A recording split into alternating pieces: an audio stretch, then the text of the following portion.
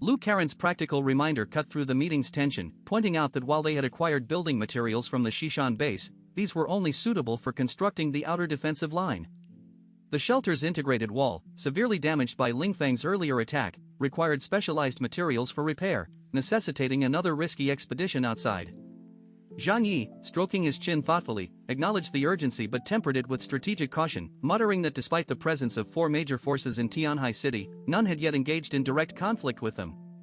He reasoned that these factions, wary of their own safety, would not act rashly, creating a narrow window to venture out, secure the materials, and return without major incident.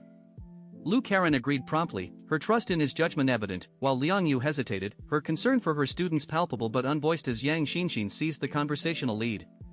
Yang Xinxin, with her characteristic calm intelligence, immediately shifted the group's perspective, urging them not to let panic cloud their judgment. She pointed to her head, smiling slightly as she laid out a logical analysis. The 4 forces Shishan Base, Yangsheng District, Xiaoyu District, and Xingpu District, along with the snow worship cult, had not yet fully controlled their own territories, as evidenced by their limited patrols and mutual restraints. This meant they were unlikely to expand aggressively or threaten the shelter in the short term. Her words, delivered with poised confidence, eased the collective anxiety, reminding everyone that transportation and communication in the Ice Age were severely limited, and without direct conflicts, an attack was improbable. Fatty Su, though still cautious, echoed the need for preparedness, while Yang Xinxin elaborated that defenses should be built steadily, but the focus should be on gathering supplies, subtly steering the conversation toward broader resource acquisition. Yang Xinxin's gaze then turned pointedly toward Zhang Yi, hinting at deeper layers to her reasoning. She mentioned the need to find materials for shelter repair, and Zhang Yi, meeting her eyes, quickly grasped her unspoken agenda, a mutual desire to avoid bringing Liang Yu's troublesome students into the shelter. Yang Xinxin skillfully redirected Liang Yu's concerns toward Shujia town, suggesting that the villagers store food and hide rather than seek protection, exploiting Liang Yu's worry to keep the students at a distance. Zhang Yi, sipping his milk tea casually, admired Yang Xinxin's cunning. He realized she was creating a narrative of lowered threat to prevent Liang Yu from requesting sanctuary for her students, while also setting up the villagers as potential buffers against any future attacks, as they would likely be targeted first if enemies approached. To everyone's astonishment, Zhang Yi then performed a masterstroke of manipulation, offering Liang Yu a seemingly generous solution. If danger arose, he would allow her students to temporarily move into empty villas near the shelter. The declaration left Liang Yu, Fatty Su, Uncle Yu, and Lu Karen stunned, their expressions betraying disbelief at this uncharacteristic kindness from Zhang Yi, whom they viewed as pragmatic and often cold. Only Yang Xinxin watched with a knowing smile, her eyes filled with admiration for his tactical brilliance. Zhang Yi, feigning sincerity, spread his hands and declared that Liang Yu was now a companion and family, deserving of his protection, a performance so convincing that Liang Yu, deeply moved, forgot her earlier misgivings and even the loss of her precious sword, her face flushing with gratitude and emotion. Zhang Yi solidified the plans, announcing 2 urgent tasks: constructing a robust defensive line around Yunk Manor and him venturing out with Lu Karen to gather repair materials.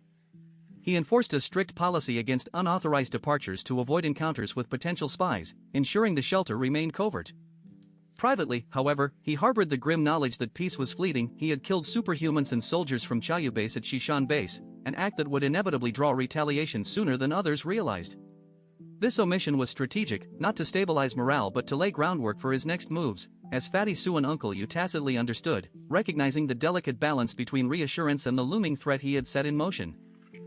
The welcome feast for Liang Yu proceeded with an abundance of rich, steaming dishes: roast chicken, garlic fried fish, braised pork hock, mutton soup, and stewed pork trotters that overwhelmed her senses, a stark contrast to her previous struggles.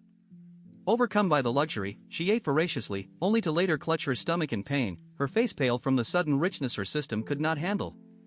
Zhou Kor quickly diagnosed the issue, administered medicine, and tenderly tucked her into bed, an act of care that moved Liang Yu to tears and solidified her emotional bond to the shelter, her mindset shifting profoundly toward reliance and gratitude in just one day.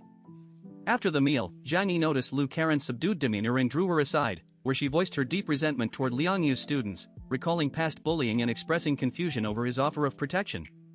Zhang Yi smiled knowingly, explaining his tactical motive. The promise was a calculated move to ensure Liang Yu's loyalty, as she would otherwise leave to protect them. He assured Lu Karen that the students, left exposed in the harsh environment, would likely perish naturally or through conflicts with external forces, and he had no intention of sustaining them long-term. Their conversation was punctuated by a meaningful glance from Yang Xinxin, who passed by and shared a silent understanding with Zhang Yi, underscoring their aligned, rational approach to shelter.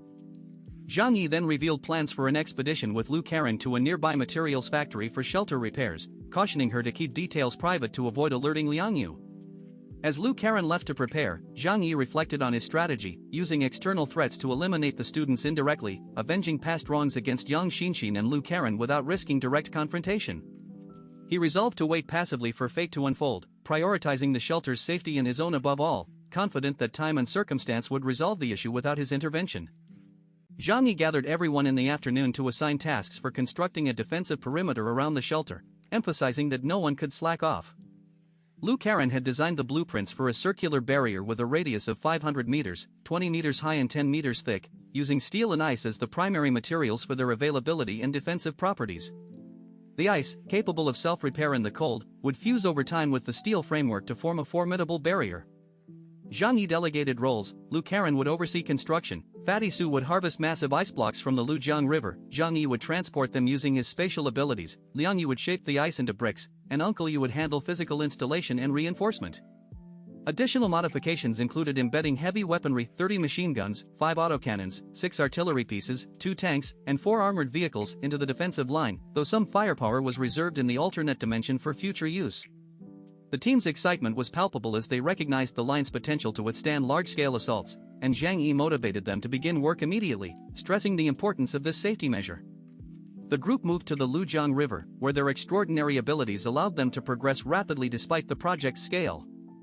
Fatty Su stepped onto the ice, using his powers to fracture and lift enormous rectangular blocks, which Zhang Yi stored via dimensional portals.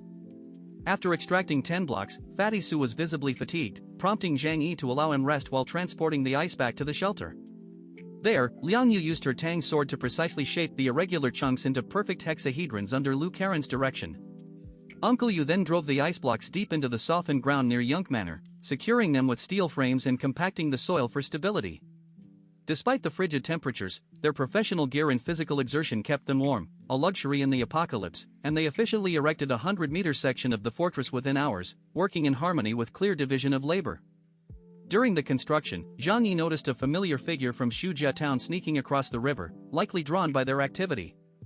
Unconcerned but curious, he used a high-powered telescope to observe and saw the student, accompanied by a young woman, enter a snow hut. Zhang Yi smirked dismissively, assuming typical reckless behavior among the privileged youths. When Fatty Su, after another strenuous ice extraction, asked what he was watching, Zhang Yi downplayed it and suggested rest, then retrieved the day's food from his alternate dimension.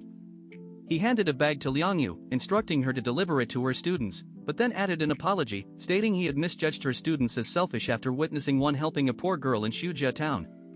His tone and pointed thumb toward the east end of the village implied something sinister, leaving Liang Yu with a sense of unease. Liang Yu, puzzled yet alarmed by Zhang Yi's insinuation, realized he was referring to immoral acts against the vulnerable residents of Shujia town. As a teacher who valued integrity, she immediately rushed across the river to investigate, her long ponytail swaying as she ran toward the snow hut Zhang Yi had indicated. Inside, Wu Qingyu had barricaded the door and was confronting a pale, haggard woman in the cold, semi-underground shelter. He tossed half a lunchbox onto the table, and the woman's eyes lit up with desperate hunger before she reluctantly crawled toward him at his cold, impatient command. Wu Qingyu, once accustomed to dating elite women, now resorted to exploitation in the harsh reality of the apocalypse, using food as leverage to satisfy his desires. By the time Liang Yu arrived outside the hut, she heard unmistakable, shameful sounds emanating from within. Her shock turned to fury as she comprehended the situation. Her student was taking advantage of a woman who had likely lost her family and was struggling to survive, either through coercion or tragic exchange.